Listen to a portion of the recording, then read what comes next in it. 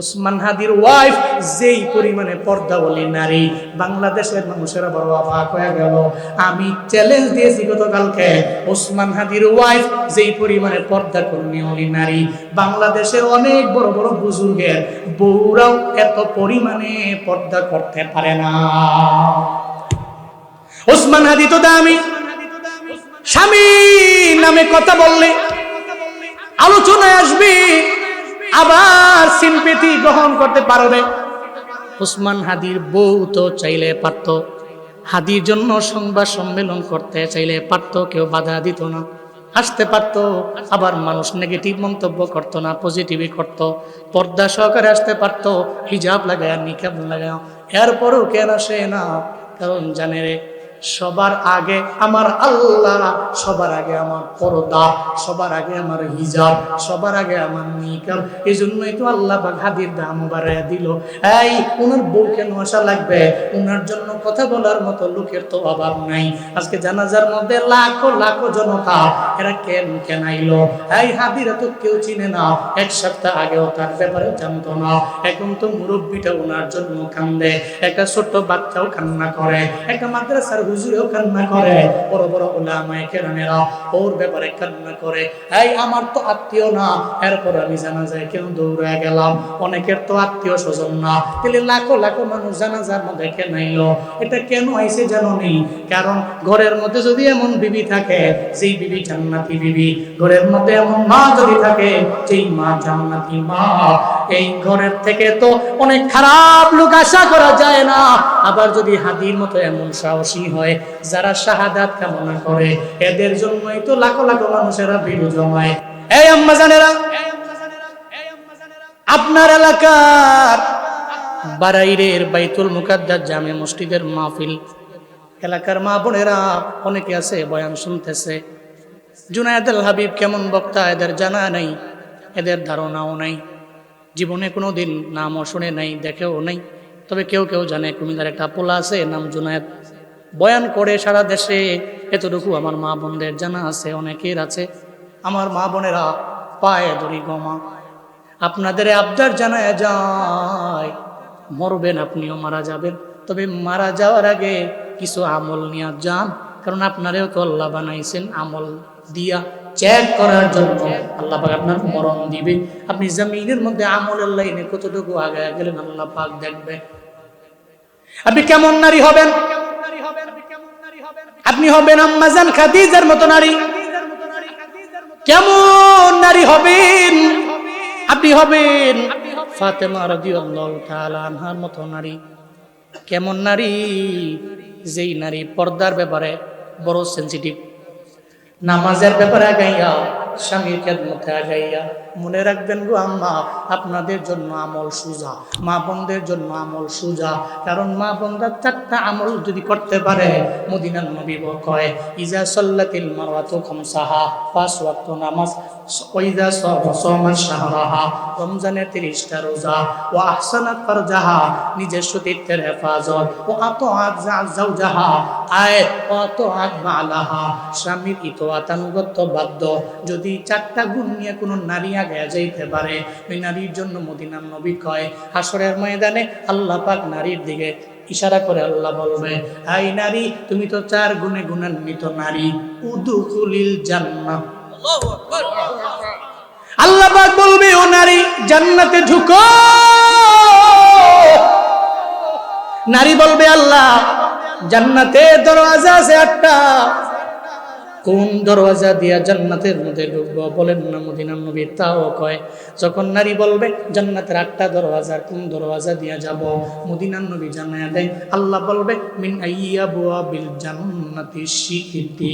ও নারী রে, 4 গুণে গুণান্বিত হয়ে গেল, তোর জন্য তো আমি আল্লাহ জান্নাত বানাইলাম। 8টা দরওয়াজা, যেই দরওয়াজা দিয়ে মন চায় ওই দরওয়াজা দিয়েই জান্নাতে ঢুকে যা। আপনি নারী হবেন ফাতেমা রাদিয়াল্লাহু আনহার মতো নারী। কেমন ওই দামি নারী, যেই ফাতেমার ব্যাপারে মদিনার নবী কয় ফাতিমা সাইয়্যিদাতুন নিসাই আহলিল জান্নাহ, জান্নাতের মধ্যে যত নারী যাবে সব নারীদের সর্দারিনী নারী হবে ফাতিমা। এত দামি নারী, উনি ইন্তেকাল করছেন রোজা মুখের মধ্যে লয়া, রোজা মুখের মধ্যে নিয়ে উনি দুনিয়া থেকে বিদায় নিয়ে চলে গেছে। মানে রোজা রাখছে, রোজা রাখা অবস্থায় ইন্তেকাল করলেন। ইন্তেকালের আগের রাতের বেলা ফাতিমা রাদিয়াল্লাহু তাআলা আনহা ইন্তেকালের আগের রাতে উনি ঘুমায় রইলেন। আব্বাজান মানে আমার মদিনার নবী, ফাতেমা কয় আমার আব্বাজান আমার স্বপ্ন যোগে আসলো, ঘরের মধ্যে ডানে বামে সামনে পেছনে আমার বাবা কি যেন স্বপ্ন যুগের মধ্যে খুঁজতে লাগলো। আমি আমার বাবারে দেখা স্বপ্ন যোগে আমি বললাম, ও আমার আব্বা, আপনি তো বিদায় নিয়ে চলে গেছেন, এই রাতের বেলা আপনি কারে খোঁজার জন্য আইলেন? আমার বাবাই কয় ফাতেমারে আমি তোমারই একটা সংবাদ দেওয়ার জন্য তোমার স্বপ্নে আইলাম। কি বলবেন আব্বা জান? আমার মদিনার নবী কয় ফাতেমারে তুমি সাহারি করবা, একটু পরে ঘুম থেকে যাইগা সাহারি করবা আলীর সঙ্গে, আর তোমার ইফতারটা দুনিয়ার মধ্যে হবে না, তোমার ইফতার হবে আমি বাবার সঙ্গে জান্নাতি দস্তরখানা।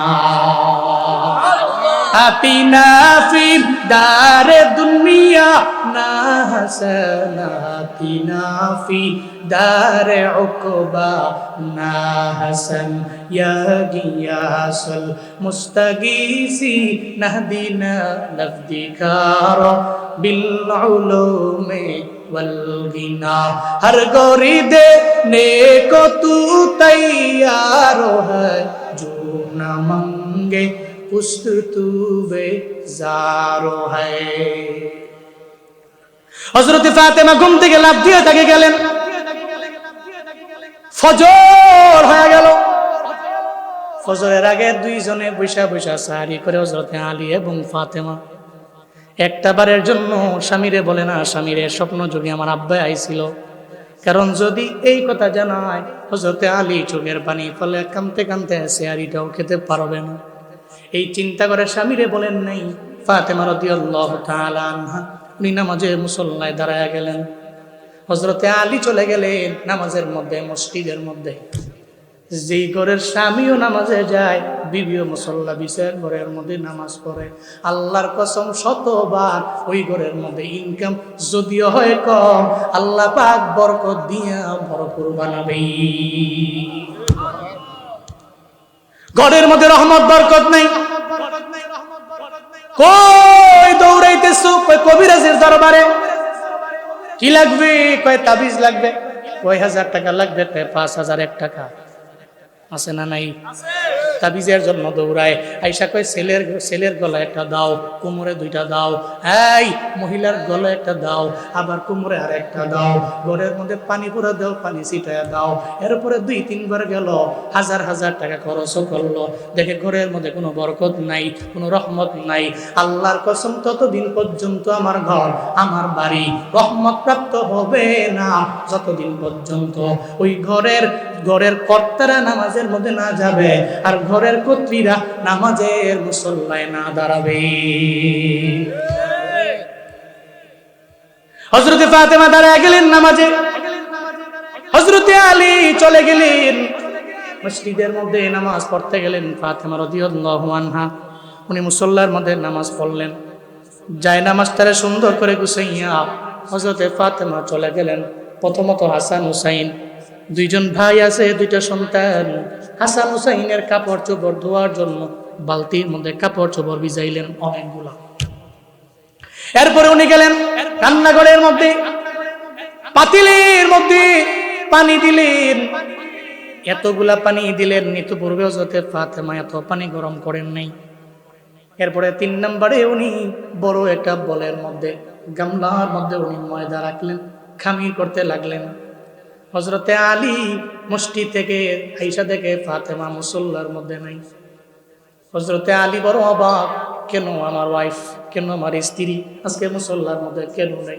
কই গেল আমার বিবি? দৌড়ে চলে গেলেন ফাতেমার দরবারে, মাতবাগের ভিতরে রান্না করে।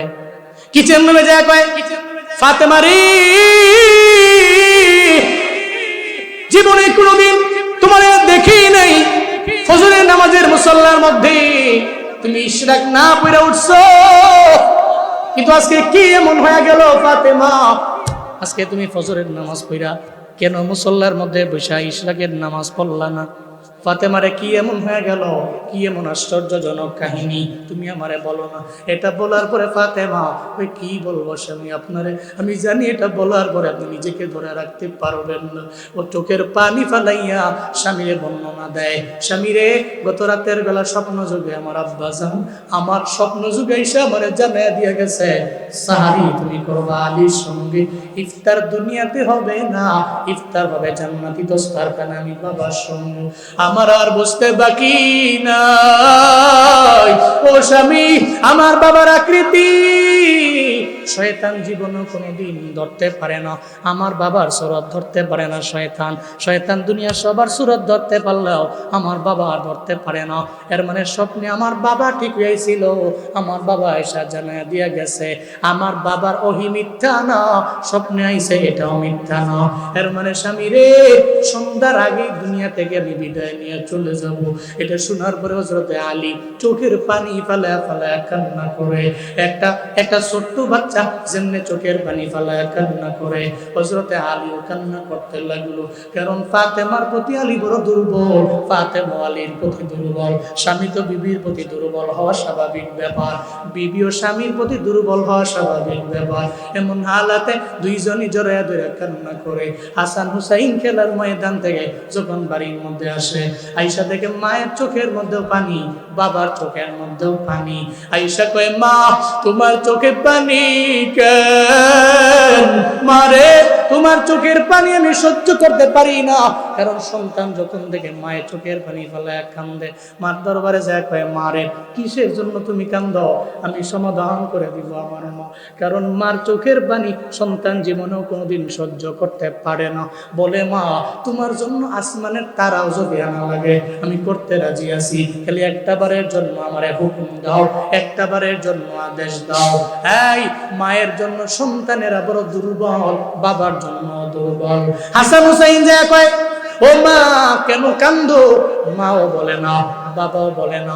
একটা পর্যায়ে হাসান হুসাইন রে মা বাবা জানায়া দিল, হাসান রে আমরা বলবো না, চইলা যাও তোমার নানার দরবারে, নানার রওজা শরীফের সামনে যাও, নানার রওজায় যাও, নানা হয় তোমাদের জানায়া দিবি আমরা কেন কান্না করি। চিল্লে আওয়াজ করে পড়া যাবে কি মারহাবা। নানার দরবারে যাও, নানা রওজা ধারির উপরে গিয়া বৈশা নানারে কইও কেন কান্দে আমার মা, কেন কান্দে আমার বাবা। যাও নানার দরবারে যাও, এটা বইলা সঙ্গে সঙ্গে হাসান হুসাইনকে বিদায় করে দিল। ভাই ভাইয়ের কাঁধের মধ্যে কাঁধে দৌড়ে চলে গেছে। নবীর রওজা আতহারের সামনে গিয়া দাঁড়াইছে, নবীর রওজা আতহারের উপরে গিয়া বৈশা এবার দুইজনে খেলাধুলা করতে লাগলো। এদিকে রওজা আতহার থেকে আবার মায়ার নবী হাসান হুসাইনকে ডাকরে, ও আমার নাতিরা কেন তোমরা এখানে খেলাধুলা করো? আজকে খেলাধুলার দিন না, জীবনে বহু সময় বাকি আছে, তোমার মা বাঁচবে না, যাও মায়ের দরবারে যাও, মায়ের থেকে দোয়া নিয়ে যাও, কারণ জীবনে কোনদিন আর মায়ের চেহারা দেখতে পারবো না। হাসান হুসাইন এর জন্য নানাই নাতিরা রে যা দৌড়ে যা, জীবনে মায়ের চাঁদ মাখাই চেহারা দেখতে পারবি না, দৌড়ে যা মায়ের দরবার থেকে দোয়া নে, মার দরবারে যা, মার দরবারে গিয়া কান্দা মায়ের দরবার থেকে দোয়া নেই। কারণ মা যদি দোয়া করে দেয় হাসান রে কামিয়াব, হুসাইন রে কামিয়াব, নাতিরা রে মারে বিদায় দেওয়ার পরে নানা দরবারে আসিস, আমি নানা জীবনেও কোনোদিন তোদের আমি বলবো না। আমার নবী কেমনে কথা বলে জানি, কারণ রওজা আতহারের ভিতরে আমার মায়ার নবী জিন্দা।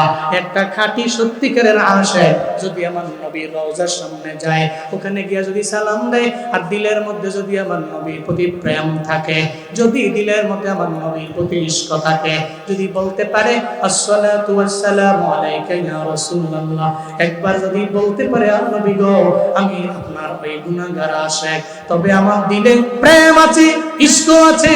এজন্য ইশক আর প্রেম নিয়ে আপনার রওজা ধারের সামনে এসে দাঁড়াইলাম। মদিনার নবী, জিন্দা নবী, হায়াতুন নবী আমার, তুমি যে সালাম দিতে দেরি হয়ে যাবে, আমার নবী কবর থেকে, রওজা থেকে সালামের জবাব দিয়ে দিবে। এটা অন্য কেউ শুনতে পায় না, এটা আশিকে রাসূলেরই শুনতে পায়। চিল্লা আল্লাহু আকবার, জোরে বলো আল্লাহু আকবার। যদি ইশক থাকে, প্রেম থাকে, রওজা ধারের সামনে গিয়ে সালাম দিলেন, আপনার সালামের জবাব রওজা ধার থেকে নবী জবাব দিবে, আপনি শুনতে পাবেন। উনি ওখানে হায়াতুন নবী, জিন্দা আছে। আপনি তো ইশক নিয়ে গেছেন। প্রেম যদি থাকে প্রেমের মতো, যেই প্রেমে আপনাদের মদিনা টেনে নিছে, যে প্রেমে, যে ইশকে, ওই ইশক নিয়ে যদি নবীর সামনে দাঁড়ায়, জীবিত আমার নবীর সামনে গিয়ে দাঁড়ায় আপনি সালাম দেন, আপনি কানে শুনবেন নবী আপনার সালামের জবাব দিয়েছে। আল্লাহ আল্লাহ এমন ইশক নিয়ে মদিনায় যাওয়ার তৌফিক দান করেন। চিল্লায় পড়েন আমিন। মদিনার মধ্যে বহু মানুষ আছে, বহু মানুষ যায়, নবী রওজার ডানে বামে ঘুরে, চোখের মধ্যে এক ফোঁটাও পানি নাই। আমি বহুত লোকের তাকে দেখছি নবী রওজার সামনে গিয়া দাঁড়ায় চোখের পানি ফেলা, কানতে কানতে চোখের কোটাগুলো লাল বানায়। এমন অবস্থা করছে রে। আমি বললাম, কি হাজি, এত কান্দেন কেন? কয়, নবীর প্রেমের কারণে আইছি, ইশক না থাকলে আল্লাহ আমার এনে আনতো না, আমি এনে আসার পাবলিক ছিলাম না। আল্লাহ, জীবনে একবার হলেও নবীর রওজায় তুমি আমাদের নিও, আর যদি না নেও আল্লাহ, আমার স্বপ্ন যোগে বাড়াইরে নবীরে স্বপ্নাই না দিও। আমিন মন থেকে কইছেন না, রাগ করছেন নাকি আপনারা? কমিয়ার নবী যদি আপনার স্বপ্নে আসে, আপনি বুঝছেন খামখেয়ালিটা। যারা ঈমান নিয়ে নবীরে দেখছে, এদের জন্য জান্নাত ওয়াজিব, জাহান্নাম হারাম। যারা ঈমান নিয়ে নবীরে দেখছে, ঈমান নিয়ে নবীরে দেখছে, এদের জন্য জান্নাত ওয়াজিব, জাহান্নাম হারাম। আল্লাহ, জীবনে একবার হলেও যাওয়ার তৌফিক দিও। আমিন। না পারলে নবীরাই না দিও, আল্লাহ কবুল করেন। আমিন। হাসান হুসাইন যা রওজা ধারের, মনে আসেনি?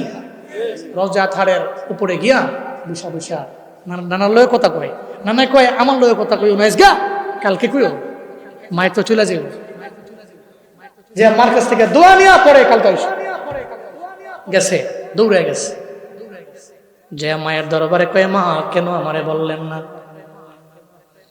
আপনি চলে যাবেন মা, বিদায় নিয়ে চলে যাবেন, কেন বললেন না গো মা? এই যে অল্প সময় নষ্ট হয়ে গেল, এতক্ষণ তো আপনার চেহারার দিকে তাকায় থাকতে পারতাম। মা কেন বললেন না? কেন পাঠাইছেন নানা দরবারে? নানাই কইছে এই জন্য তোমাদের মনে এখন তো ব্যথা লাগছে, তবে কম আমি মায়ের যদি কইতাম, আমি মায়ের দিলটা খান খান হয়ে যাইতো, ফাইটা যাইতো। তোদের ছাড়া কেমনে থাকবো আমি? এখনো তোরা ছোট মানুষ, নানারও হারাইলি, আমি মায়েরও যদি হারাইয়া ফেলবো, তাহলে তো চোখের পানি ফেলে আসা জিন্দেগি লাগে কারণ। এটার কারণে আমি তোমাদের বলতে পারি নাই এ সন্তানেরা, তবে অসুবিধা নাই, তোমাদের জন্য নবীর দরবারে দোয়া করব, আল্লাহ পাক তোমাদের দুধে ভাতে খাওয়াবে। মা সন্তানের দোয়া করে দিলেন। এরপরে একটু পরে হযরতে ফাতেমা রাদিয়াল্লাহু আনহা হযরতে আলী স্বামীরে ডাকলেন আর বললেন, ও স্বামী, স্বামী গো, আপনার দরবারে ইন্তেকালের আগে আমি দুইটা আবদার জানাই। এই বারাইরের আম্মা জানেরা, এই বুড়িচঙ্গের আম্মা জানেরা, কুমিল্লার আম্মা জানেরা, আপনাদের পায়ে ধরি মা, আপনি কেমন নারী হবেন আজকের এই বয়ান থেকে আপনি শিক্ষা নিবেন। আপনি কেমন নারী হবেন, আপনি কোন টাইপের নারী হবেন। হযরত ফাতেমা বলে, স্বামী রে, স্বামী রে, আমি তো আপনার ঘরে আইছি, আপনার ঘরে আসার পরে আপনার হক আমি পরিপূর্ণ আদায় করতে পারি নাই। আপনার ঘরের মধ্যে আসার পরে আপনার হক আমার পরিপূর্ণ আমার পক্ষ থেকে হয়তো আদায় হতে না পারে। যদি আদায় না হয়ে থাকে হাসরের ময়দানে মিজানের দাড়ি পাল্লায় অথবা কোনো কাঠগড়ায় যদি আপনি আমারে বলেন, এই ফাতেমা, আমি তোমার প্রতি অসন্তুষ্ট, আমার বাবা লক্ষ লক্ষ উম্মতের সামনে লজ্জিত হয়ে যাবে, আমি সন্তানের কারণে আমার বাবায় লজ্জিত, আমি জীবনেও কোনোদিন এটা মাইনা নিতে পারবো না, ও স্বামী আমার, আমারে মাফ করে দাও, আর জীবনের শেষ বিদায় তুমি আমায় দাও, কারণ আমি সন্ধ্যার আগেই দুনিয়া থেকে বিদায় নিয়ে চলে যাব। এটা বলার পরে আবার হযরতে আলীও কান্দে আর কয়, বিবি রে, তুমি আমার থেকে বিদায় নেও, আর তুমি আমারে বলো তোমার আমার পরিপূর্ণ হক তুমি আদায় করেছো কিনা। মূলত তো তুমি আমার সব হক আদায় করলা, জীবনেও কোনোদিন তুমি আমার সামনে চোখ রাঙ্গায় কথা বলো নাই, কিন্তু বিবিরে আমি তো তোমার হক পরিপূর্ণ আদায় করতে পারি নাই, আমি তোমার উপযুক্ত ছিলাম না, কারণ তুমি জান্নাতি সব নারীদের সরদারিনী নারী। আমার ঘরের মধ্যে এমন অনেক দিন গিয়েছে খানা নাই, আমি তোমারে সকালেও খাওয়াইতে পারি নাই, আমি তোমারে দুপুরেও খাবার দিতে পারি নাই, আমি তোমারে রাতের বেলাও দিতে পারি নাই, ও বিবি রে, আমি তোমার হক পরিপূর্ণ আদায় করতে পারি নাই। আসরের ময়দানে তুমি আমার বিরুদ্ধে রবের দরবারে নালিশ দিও না, যদি নালিশ দাও তাহলে আমি আলী জান্নাতের মধ্যে যেতে পারবো না। এবার ফাতেমা কয়, স্বামী আপনি তো আমার পরিপূর্ণ হক আদায় করলেন। স্বামীও কয়, বিবি তুমি আমার পরিপূর্ণ হক আদায় করলা। এবার বিবিও কয়, স্বামী তো আপনিও তো আমার হক পরিপূর্ণ আদায় করলেন। এটা বইলে ফাতেমা কয়, এক নাম্বার আবদার আমার পূরণ হয়ে গেল, আমি তো বুঝতে পারলাম আপনি আমারে মাফ করে দিলেন, এখন জান্নাতে যাওয়ার আর কোনো প্রতিবন্ধকতা নাই। আম্মা জান, আপনি তো স্বামীর সাথে যেই পরিমাণে অন্যায় আচরণ করেন, যেই পরিমাণ চোখ রাঙা কথা বলেন, আপনি নামাজি, আপনি আমলওয়ালা, আপনি রোজা রাখনে ওলি, আপনি যত দামি নারী হন না কেন, আপনার স্বামী রাজি না, তাহলে তো জান্নাতে যাওয়ার আগে স্বামী প্রতিবন্ধক হয়ে দাঁড়ায় যাবে। আল্লাহ গো, তার প্রতি আমি রাজি না, তারা কেমনে জান্নাতের মধ্যে দাও। এই জন্য স্বামীর সাথে কোনো খারাপ আচরণ করা যাবে না। মদিনার নবীর জন্যই কইছে, স্বামীরা এত আপেরা কিয়ামতের ময়দানে গেলে জান্নাত পাবেন গো আম্মা। এরপরে ফাতেমা কয়, আমার 2 নাম্বার আবদার হলো, স্বামী রে, আমি তো মারা যাব, আমি সন্ধ্যার আগে মারা যাব, দুনিয়া থেকে বিদায় নিয়ে যাব, তবে আমার ইন্তেকালের পরে আপনি আমার দাফন করার ব্যাপারে, আমার জানাজা দেওয়ার ব্যাপারে আপনি বিলম্ব করবেন না, দেরি করবেন না, বিলম্ব করা ছাড়াই আমারে আপনি দাফন করে ফেলবেন। এই কথা কেন বললো? হযরতে আলী কয়, ও ফাতিমা, তুমি তো দু জাহানের বাদশা নবীর কন্যা, তোমার তো এত পরিমাণে দাম, এলাকার মানুষ যখন শুনবে তুমি নাই, সব এলাকার লোকেরা দৌড়ে দৌড়ে তোমার জানাজার মধ্যে চলে আসবে। রে ফাতেমা, কেন বললা রাতের অন্ধকারের মধ্যে জানাজা দেওয়ার জন্য? ফাতেমা কয়, স্বামী রে, আমি দুজানের কন্যা হতে বাদশা নবীর কন্যা, আমি দামি হতে পারি, আমি জান্নাতের সর্দারিনী নারী হতে পারি, তবে জানেন না পর্দার বিধান তো একটা আছে, আমি তো নবীর কন্যা, আমি দামি নারী আমার জানা, তবে দিনের বেলা যদি আমার জানাজার মধ্যে শত শত হাজার হাজার লোক যদি উপস্থিত হয়ে যায়, আমার খাটের দিকে, খাটিয়ার দিকে তাকায়া থাকবে, আমার দিকে দেখা মানুষ মন্তব্য করবে, নবীর কন্যা ফাতেমা কেমন লম্বা ছিল, অথবা কেমন বাইটটা ছিল, অথবা মিডিয়াম ছিল কিনা, অথবা আমার বডির দিকে তাকাইয়া যখন তারা দেখবে আমি মোটা ছিলাম নাকি আমি চিকন ছিলাম নাকি মাঝামাঝি অবস্থায় ছিলাম, এরা যা লোকেরা বলা বলি করবে। হাসরের ময়দানে আমারে যদি কয়, আল্লাহ যদি কয়, ফাতেমা রে, এটার ব্যাপারে তুমি আমারে হিসাব দাও, তুমি তো দু জাহানের বাদশা নবীর কন্যা, তোমার দ্বারা এই ছোটখাটো পর্দার লঙ্ঘন কেন হয়ে গেল?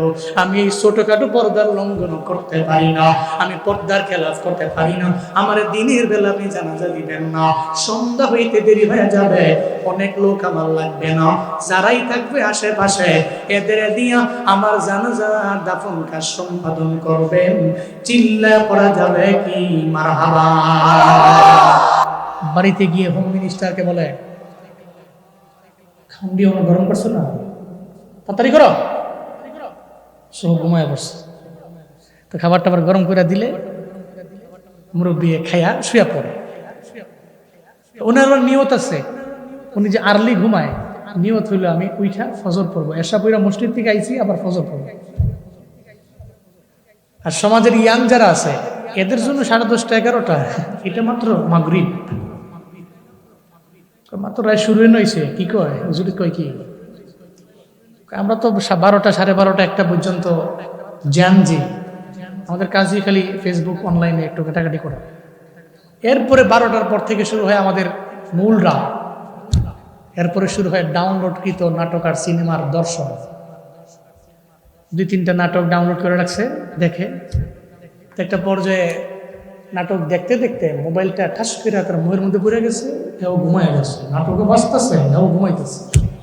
হজরের নামাজের সময় আম্মা দরজা দিয়ে কিরে ফোলারা তো বিয়া টিয়া করাইছি না, মাইয়াকে কথা শোনা যায় কে? এ বিটি তো আগের দিনের মানুষ, এ বিটি বুঝছেন না যেটা নাটক বাজতেছে নতুন নতুন, বুঝছে না, এ বিটি বুঝছে না। দরজার মধ্যে করে না, কি মাইয়াটাই মাইয়া কি কথা কয়।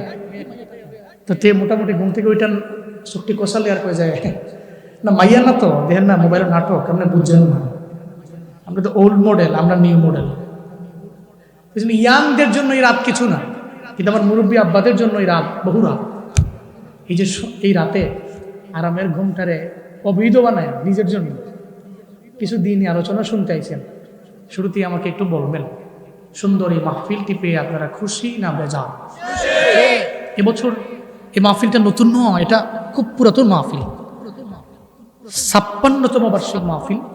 দ্যাট মিনস 55 বার গত হয়েছে। এই মাহফিলের প্রথম বার্ষিক মাহফিলে যারা ছিল অধিকাংশ লোক এই মাহফিল এখন নাই, কবরে শায়িত আছে। এরকম নাই, বহু আছে। সো এমন একটা মাহফিলে, আজিম উসান মাহফিলে আসতে পেরে খুশিও হয়েছেন, দোয়া করেন। আজকের মাহফিলের আয়োজন করতে যে ব্যাকগ্রাউন্ডে যাদের দান রয়েছে, পরামর্শ রয়েছে, বুদ্ধি রয়েছে, আল্লাহ প্রত্যেককে দুনিয়া এবং আখিরাত উভয় জগতে কল্যাণকামীদের অন্তর্ভুক্ত বানিয়ে দেন। সকলেই পড়েন আমিন। আমরা শুরুতে একটু আল্লাহকে রাজি করি যে আল্লাহ তৌফিক দাতা। চিল্লা একবার করে পড়ি আলহামদুলিল্লাহ।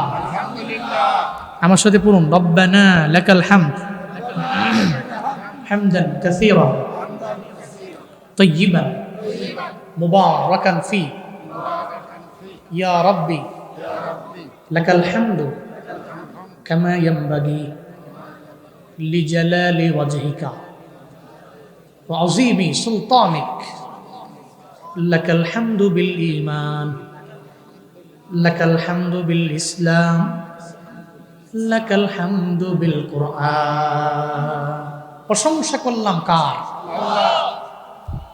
রবের প্রশংসায় লাভ না লস? লাভটা কয় বছরের?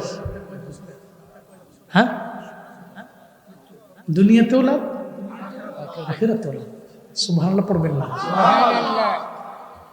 জিন্দেগিতে তো দুনিয়ার মানুষের গুণগান বহুত গাইলাম আমরা। নেতার গুণকীর্তন যেই পরিমাণ করি, এই গুণকীর্তনের মাত্রা যদি আমরা একটু বাড়াইয়া দিয়া আল্লাহর করতাম, তাহলে মনে হয় সবাই আমরা রবের অলি হয়ে যাই। কিন্তু আমরা করি না। আমরা মানুষের গুণগান খুব বেশি করতে পারি। মাত্রাটা বাড়াইয়া রবের গুণকীর্তন করেন, লাভটা দুনিয়াতেও হবে, লাভটা আখেরাতেও হবে। দুনিয়া এবং আখেরাতে কল্যাণ সাধন করার লক্ষ্যে রবের গুণকীর্তন করার তৌফিক আল্লাহ সব ভাইকে দান করেন।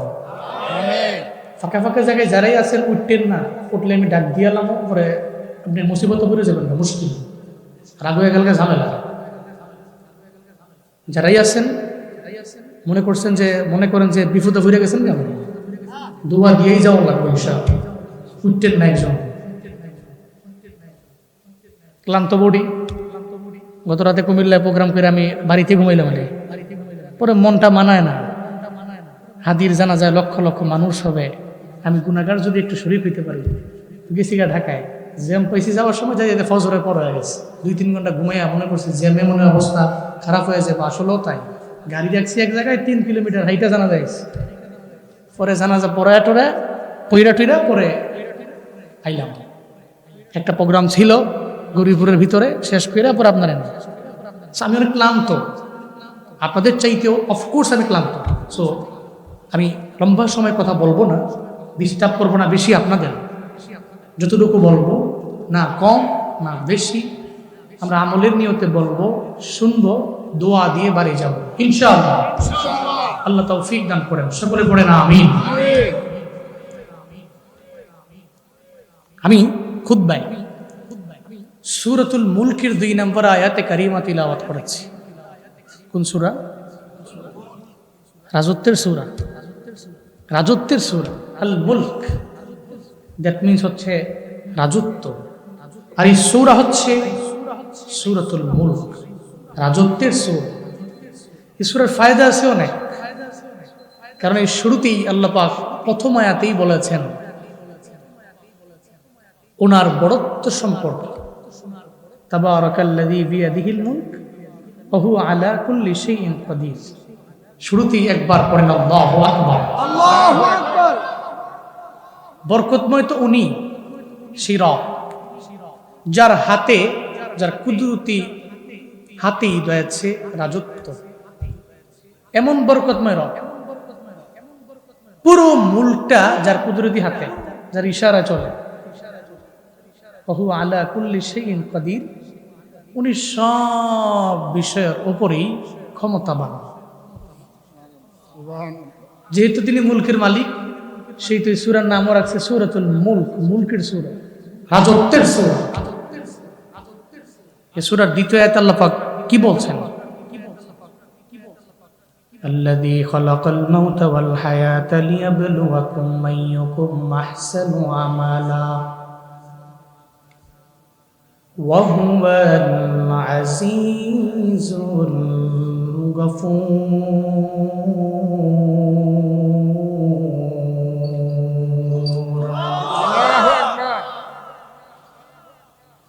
আল্লাহ পাক বলেন, আল্লাহ তো উনি যিনি তোমাদের জন্য বানাইলেন, তোমাদের মৌত বানাইলেন, জীবন বানাইলেন, জীবন বানাইলেন, মরণ বানাইলেন।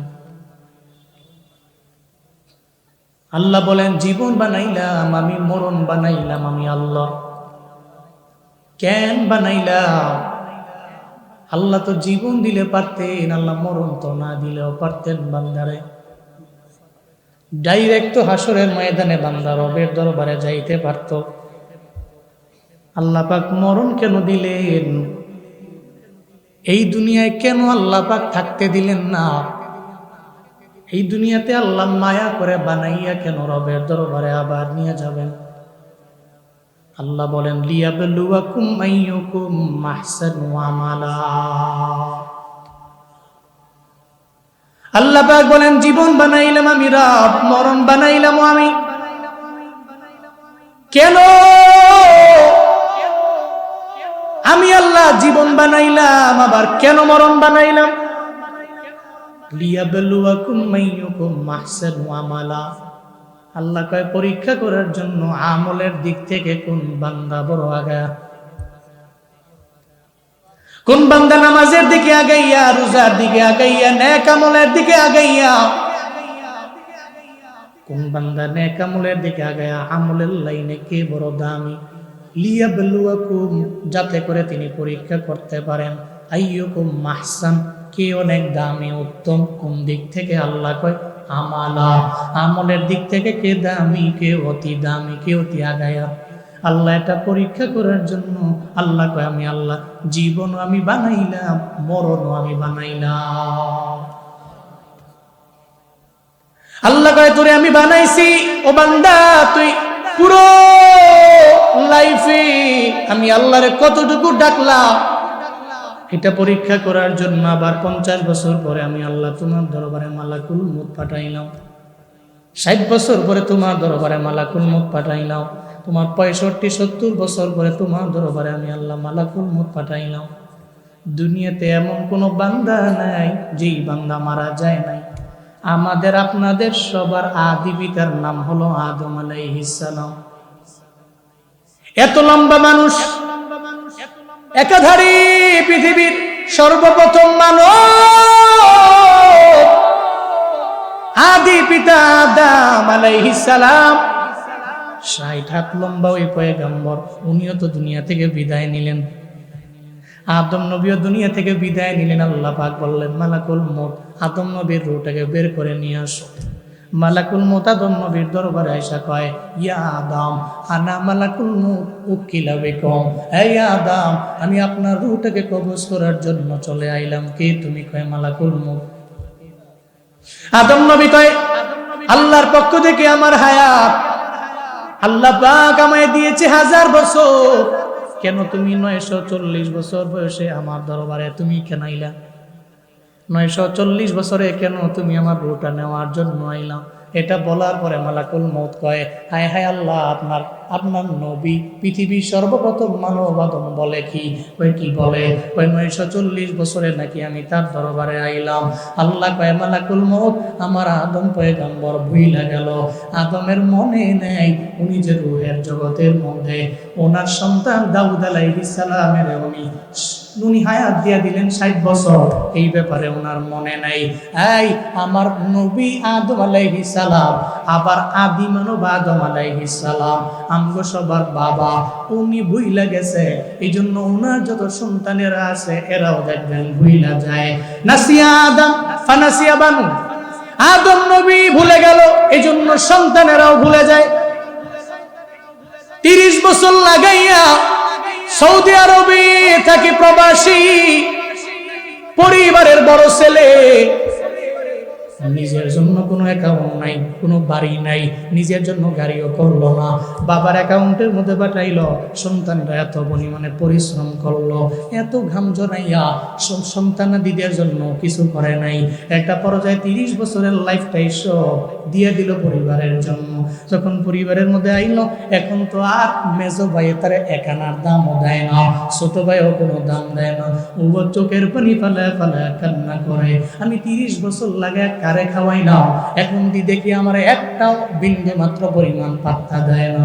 মেজো ভাইও দাম দেয় না, ছোট ভাইও দাম দেয় না, বাবার কাছেও দাম পায় না, মায়ের কাছেও দাম পায় না। এমন নজির প্রমাণ সমাজে আছে না? না। এই জন্য উনি চোখের পানি ফেলে কান্দে, কিরে ভুলে গেছো আমারে, আমি তো তোর বড় ভাই, কেন তুই আমার ভুইলা গেলা? কয়ে বইলা যাওয়া তো এটা মানুষের কাজ, এটা জন্য তো বইলা যায়। কয়ে গলার নিচে নামতে দেরি, এরপরে এত যে খাওয়াইলো, গলা পর্যন্ত খাওয়াইলো। হঠাৎ করে কয়ে তুই আমারে খাওয়াইস না, বেঈমানের মতো আচরণ করে আছে না? না। আদম নবী ভুলে গেলেন। আদম নবী যত সন্তান তোমরা ভুলিও না। মানলাম ইয়াশকুরিন নাস লাম ইয়াশকুরিল্লাহ। মদিনার নবী বলেন, যারা মানুষের শুকর করে না, এরা তো আমার আল্লাহরও শুকর করে না। মানুষের শুকর আদায় করতে শিখবেন, তাহলে আমার আল্লাহরও শুকর আদায় করা যাবে। আদম নবী ভুলে গেলেন, বললেন, ও মালাকুল মউত তুমি আল্লাহর কাছে যাও, আমার তো হায়াত বাকি আছে 60 বছর। আল্লাহ পাক বলে, ও মালাকুল মউত আমার নবী কি বলে? কয় আরো 60 বছর বাঁচবার চাই। কয় যাও না নবীর দরবারে, ওই নবীর দরবারে চলে যাও। আদম নবীর দরবারে আইসা এবার কয় আপনার আরো 60 বছর দিয়ে দিলাম। যখন 1060 বছর ওনার পূর্ণ হয়ে গেল, মালাকুল মউত এবার হাজির। এবার আদম নবী আর কিছু বলে না। আদম কয়, যেহেতু থাকতে পারবো না, আমার রূহটারে বের করে নিয়ে যাও। কত বড় লম্বা ছিলেন? 60 হাত লম্বা, যার পায়ের একটা ছাপ এত পরিমাণে বড়, যে মানুষের আগে পৃথিবীর মধ্যে কোনো মানুষ নাই। আমি শ্রীলঙ্কায় নিজের চোখে গিয়ে ওই পাহাড়ের উপরে ওনার পায়ের ছাপ দেখে আসছি। ঐতিহাসিক ইবনে বতুতা বলেন, এই পায়ের ছাপ হযরত আদম নবীর পায়ের ছাপ। আদম নবী যত বড় লম্বা ছিলেন, ওনার পায়ের ছাপটা ওনার দেহের উপরে ভিত্তি করে এত বড়ই তো বা হতে পারে। অনেক বড় পায়ের ছাপ রে বাবা, দেখছি 16,000 কইরা 32,000 সিঁড়ি উঠছি আর নামছি। কত হাজার? 16টা 16,000 উঠছি, আবার 16,000 নামছি, 32,000 উড়া নামা সিঁড়ি। আবার এই সিঁড়ি আমাকে বিল্ডিং এর সিঁড়ি না, আমাকে বিল্ডিং ও 3 তলা লাভ দিলে উঠে যাওয়া, এটা এটা সিঁড়ি নাই। এটা ডিস্টেন্স আছে এই রুম বড় হাগান দিয়ে উড়ো লাগে, ছোটখাটো কদম দেওয়া যায় না, কষ্ট। আমার লগে উঠছিল আমার ওই ফ্রেন্ড আছে রায়হান, সবার পরিচিত বিশ্বজয়ী কারি আবু রায়হান, দুইজনে মিলে উঠছি। এত চিকনা মানুষ, আমি মোটা মানুষ, আমি হাঁপায়া যাই, হ্যাঁ খালি আমারে বারবার করে উঠো, খালি হাঁপায়া যাও, মোটা মানুষ চিকুন তো উঠতেছে খালি। 5 ঘন্টা লাগাই উঠছি, 4 ঘন্টা লাগাই নামছি। নামার পরে তাকায় দেখি কই উঠছিলাম, ওরে সুবহানাল্লাহ বহুত মুরব্বী লোকরা উঠতেছে চেষ্টা করে। আদম নবীর পা কত বড় ছিলেন, জমিনের মধ্যে আল্লাহ পাক ওনাকে নামাইছেন, জমিনে থাকতে দেন নাই, চলে গেছেন নাকি এখনো বেঁচে আছে, ইন্তেকাল করেছেন। এর মানে আমরা আদি পিতা যিনি, পৃথিবীর সর্বপ্রথম মানব যিনি, উনি যদি বিদায় নেন তাহলে আমরা বিদায় নিব না, চলে যাব। কাইফা তাকফুরুনা বিল্লাহি ওয়া কুনতুম আমওয়াতান ফাআহইয়াকুম সুম্মা ইউমীতুকুম সুম্মা ইউহয়ীকুম সুম্মা ইলাইহি তুরজাউন। চিল্লা জোরে করে পড়েন আল্লাহু আকবার। আল্লাহ পাক বলেন, বান্দারে কেমনে তুমি আমি আল্লাহকে অস্বীকার করো রে বান্দা, অথচ কুনতুম আমওয়াতা, তোমরা ছিলে মৃত মায়ের গর্ভের মধ্যে আমি আল্লাহ বড় মায়া করে তোমার ভিতরে আমি আল্লাহ রূহ দিলাম। এরপরে তোমার মায়ের গর্ভ থেকে আমি আল্লাহ ডেলিভারির মাধ্যমে দুনিয়ার জমিন তোমারে আমি আল্লাহই তো দেখাইলাম। এই বান্দা তুমি জমিনের মধ্যে আসলা, আমি আল্লাহ তোমার জীবন দিয়া দিলাম। 1 নম্বরে তুমি ছিলে মৃত, এরপরে আমি আল্লাহ জীবন দিয়া দিলাম। এরপরে আবার হবে তোমার মরণ, তোমার 60, 70, 80 বছরের জিন্দেগির পরে আমি আল্লাহ তোমার দরবারে মালাকুল মউত পাঠাবো। আবার এই বারজাখের জীবনে থাকবে তুমি কত বছর, এই ব্যাপারে কারো জানা নাই। কবরের মধ্যে অনন্তকাল থাকার পরে এরপরে বান্দারে আমি আল্লাহ আবার তোমারে উঠাবো। ইসরাফিলরে যেদিন বলবো তুমি সিংহার মধ্যে ফুৎকার নিয়ে দাও, ইযা যুলজিলাতিল আরদু জিলজালাহা ওয়া আখরাজাতিল আরদু আতকালাহা ওয়া ক্বালাল ইনসানু মা লাহা। চিল্লা পড়েন আল্লাহু আকবার। আল্লাহ পাক বলেন, ইসরাফিলরে আমি বলবো সিংহায় ফুৎকার দাও, জালজালা হয়ে যাবে, জমিন কম্পন হয়ে যাবে, কম্পনে প্রকম্পিত হয়ে যাবে জমিন। বান্দারে যখন প্রকম্পিত হয়ে যাবে, কবর থেকে মানুষগুলো চোখ কসালতে সব খবর থেকে জাগবে। এই জমিনের মধ্যে যত যা আছে জমিন বের করে ফেলবে, এই জমিনের মধ্যে যত সম্পত্তি আছে সব বের করে ফেলবে। ওদিন এই মানুষগুলো পাগলের মতো হয়ে যাবে, হায় হায় কি দেখলাম, জমিন বুঝি এমন হয়ে গেল, জমিন তার ভেতর থেকে সব বুঝি বের করে দেয়। এই সম্পদের জন্যই বুঝি এত পরিমাণে একটা মানুষের আমরা মারলাম, এই সম্পদের জন্যই বুঝি, এই মালের জন্যই বুঝি ওসমান হাদি নামের সত্য পোলাডার মাথার বুলেট মাইরা ওরে দুনিয়া থেকে বিদায় করে দিলাম। এই মালের জন্যই বুঝি আবু সাঈদের দেহের মধ্যে গুলি মেরেছি, এই মালের জন্য বুঝি মুখ ধরে পানি লইয়া পানি করে চিল্লায়, ওই মুখ ধরে এই পানির এই টাকার জন্যই, অ্যামাউন্টের জন্য, এই ক্ষমতার জন্য বুঝি মেরেছি। ওদিন আফসোস করে বারবার বলবে, আজকে তো জমিন যত সম্পদ আছে জমিন থেকে বের করে দিল, যত মাল আছে সব এই জমিন থেকে বের করে দিল। এর মানে বাবা যেদিন কিয়ামতের ময়দান কায়েম হয়ে যাবে, ওদিন মানুষ আফসোস করে বলবে, তাহলে জমিনের মধ্যে তো কাউরে হত্যা না করলেও পারতাম, কাউরে তো আঘাত না করতেও পারতাম, আর কাউকে তো এতিম না বানাইও পারতাম, কারো মা বাবার সন্তানদের না মারলেও তো পারতাম। এই চিন্তা করে ওদিন আফসোস করবে, কিন্তু ওদিন আফসোস করলে কোনো লাভ আছে নাকি? এই জন্য আল্লাহ কয়, আমি আল্লাহ তো তোর মরণ দিয়েছি, বান্দারে তুই মরণের আগে পুঁজি বানাও, কিছু আমল নাও, কিছু আমল নিয়ে পুঁজি বানায় বান্দা, এরপরে তুই কবরে যাও। কারণ বারজাখের জীবনের পরে ওদিন আফসোস করলেও আর চোখের পানি ফালায় কানলেও লাভ নাই। এই জন্য আল্লাহ পাক আগেই জানাই দিলেন, বান্দারে আমি জীবন বানাইলাম, মরণ বানাইলাম। কেন বানাইলাম? তোর আমল পরীক্ষা করার জন্য বানাইলাম। আমলটা কেমন হবে? আল্লাহ কয়, আমি আল্লাহ তোর দরবার থেকে বাড়ি চাই না, আমি আল্লাহ তোর দরবারে গাড়ি চাই না, আমি আল্লাহ তোর দরবার থেকে ট্যাক্সও নেই না। আল্লাহ যে আসমান দিলেন, জমিন দিলেন, যত যাই দিলেন, আল্লাহকে কোনো সময় ট্যাক্স দেওয়া লাগে নাকি? লাগে নাকি? এই চান্দা টান্দা যাই দেওয়া লাগে, এটা আপনাদের মধ্যকার মানুষেরাই নেই। ট্যাক্স যা দেওয়া লাগে আপনার গভর্নমেন্ট নেই। আল্লাহ তো বলেন নাই আমারে চান্দা দাও, আমারে ট্যাক্স দাও, আমারে জমিন তুমি চাষাবাদ করে খাও, আমারে বছরে বছরে দিও। দুনিয়াতে এমন কোনো ধনী নাই যেই ধনী আল্লাহ পাক যদি ট্যাক্স বসায় পানি পান করতে পারবে নিজের টাকা দিয়া, এমন ধনী পৃথিবীর মধ্যে কেউ না। সব তো গরিব। আল্লাহ কয় তোরা তো ফুকারা। ইয়া আইয়ুহান নাস আনতুমুল ফুকারা ইলাল্লাহ ওয়াল্লাহু হুয়াল গানিয়ুল হামিদ।